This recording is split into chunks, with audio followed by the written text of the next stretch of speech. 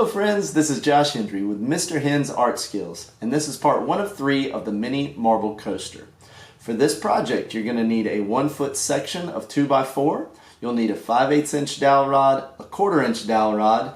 You're going to need a drill bit with a 5/8 inch bit and a 1/4 inch bit, as well as some wood glue, a straight edge or a tape measure with a pencil, an X-Acto blade, and you might want a tack or a small nail with a hammer just to score the dowel rods before we drill the holes in there, just so it doesn't slip off the curved surface.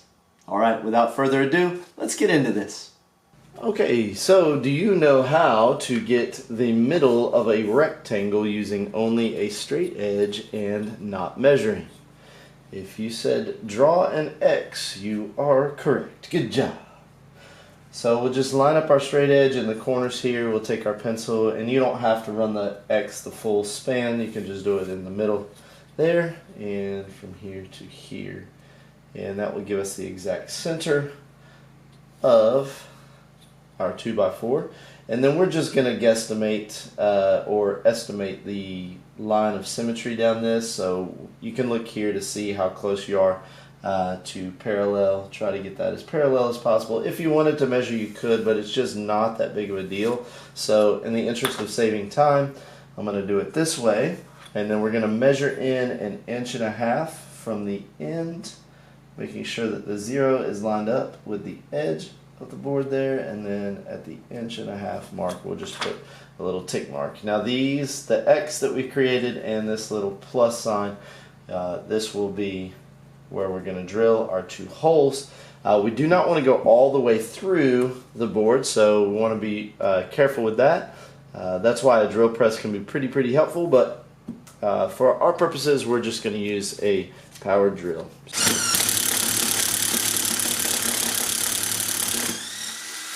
Alright, and that should be deep enough certainly to hold our 5x8 dowel rod once we cut it down. Pretty good. You definitely want to get at least 1/2 inch down in there, and then the same thing for the other hole.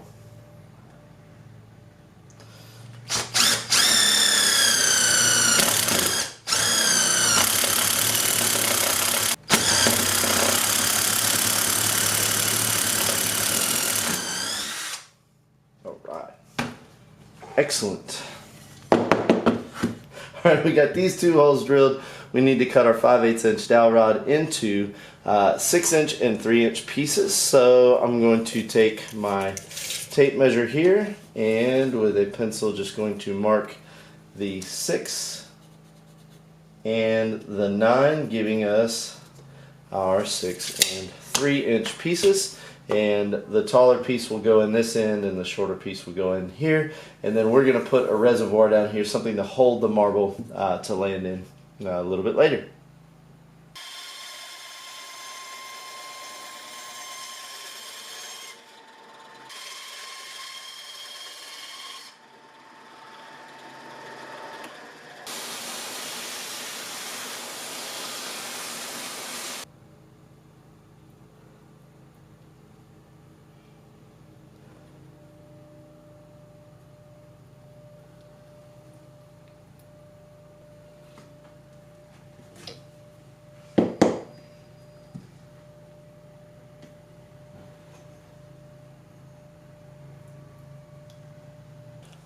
Alright, next thing we want to do is take our 1/4 inch dowel rod and cut it in half. You could use a bandsaw for this, but you can also use this technique, which I like to teach. If you'll take an X-Acto knife and basically set it down right where you want to cut and just score all the way around the dowel rod. Yep, then you can roll back and forth and back and forth. There you go. Okay, now this isn't completely dry yet, but I think we can progress to drill our holes through these dowel rods. You can do this step before you actually put them in the 2x4, but for our purposes today, we are going to basically take a couple of pieces of scrap wood and pull this over on its side, and then we're going to score it with a nail and a hammer to basically get it started, but this drill is going to go and drill. We're going to drill a 1/4 inch hole through this dowel rod so that these pieces will fit through, and that will become the supports for the actual track. So we want to give ourselves enough room that when we drill through this, there's a little bit of meat all the way around the dowel rod.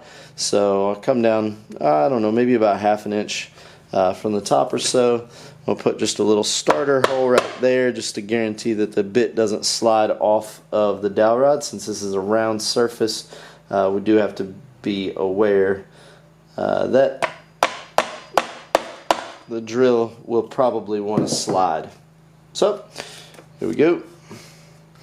And what I may do is I may rotate this a little bit so that I feel a little more comfortable using the power tool. It's always important that you feel comfortable the way that you are handling the tools for safety and for your own confidence working with the tools.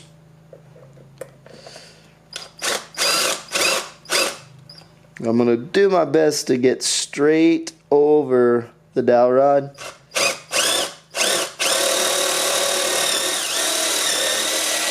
Alright, and you'll be able to tell when you get through when it bites into the next piece of wood. And then we'll do this one as well.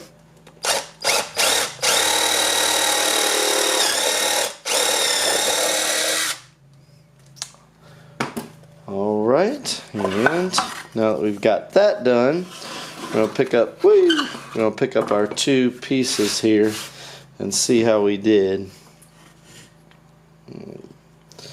Got our 1/4 inch dowel, and it should be pretty snug in there. There may be a little bit of play, and that's okay. That's what we got the wood glue for.